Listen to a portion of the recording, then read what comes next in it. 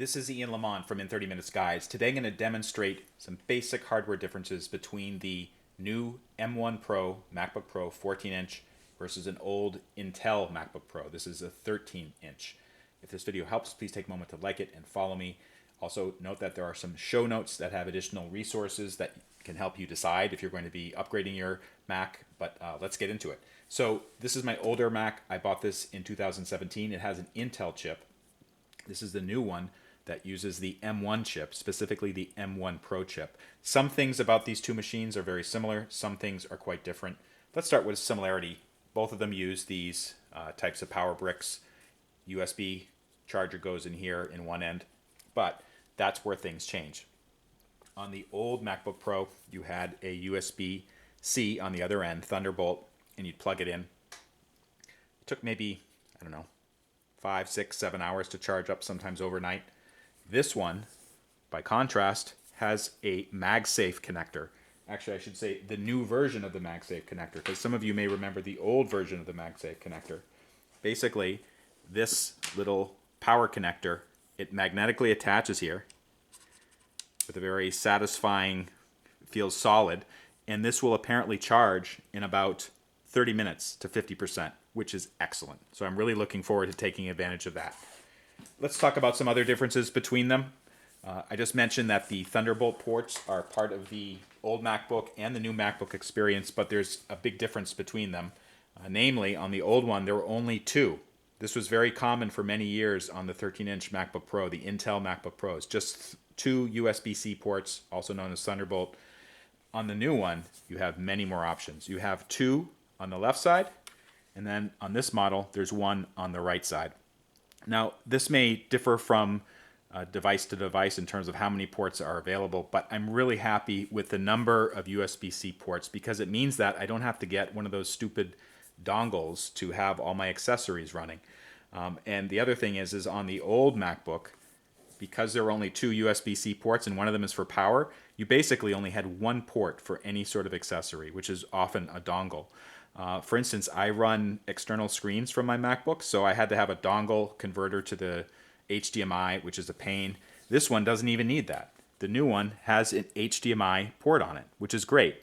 Also has a memory card slot. The other port is the headphone jack. The old Intel MacBooks, some of them had a headphone jack on them. This one does. 3/4-inch headphone jack, but many of them don't even have that. So I'd say that this is a huge improvement for the new MacBook Pro.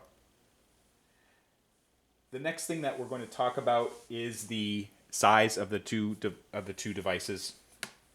They look very similar, but actually the screen is considerably larger on this one. There's a couple elements to that. This one is about 2,500 pixels wide. It's an old Retina display screen. It's pretty sharp. This one is much sharper. It's 3,000 wide, 2,000 tall. The bezel is smaller, so it looks like it's taking up more real estate on the screen. The one drawback to this is that the camera, you can't really see it here, is notched on the screen. So you will see that when the screen is fully lit up, there's like a notch on the top, kind of like iPhones have now. Compared to the old Intel, where the camera was in a much wider bezel, so there was no notch effect. So I'd say that's one that this has an advantage. However, since I do use an iPhone, which does have a notch, I'm used to using the notch. I don't think it's that big a deal, especially since the screen otherwise looks so good. A couple other changes between them.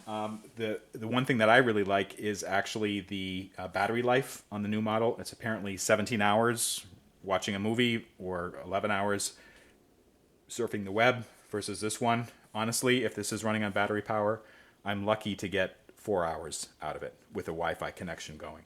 So the power management on the new M1s are much, much better. And that's actually one of the reasons why Apple wanted to forge its own path when it designed the internal chips and the architecture in there. And then finally, the last difference between these two is the power switch. On the MacBook Pro, the new one, it's right here, but this is also a Touch ID. So this means I can just log in with a fingerprint, which is fantastic. Many of the older MacBook Pros, especially the ones that don't have the touch bar, do not have a Touch ID. So you had to actually type in a password, which, as everybody knows, that's not really fun. So those are the big 7 differences or areas of comparison in the hardware between these two MacBooks.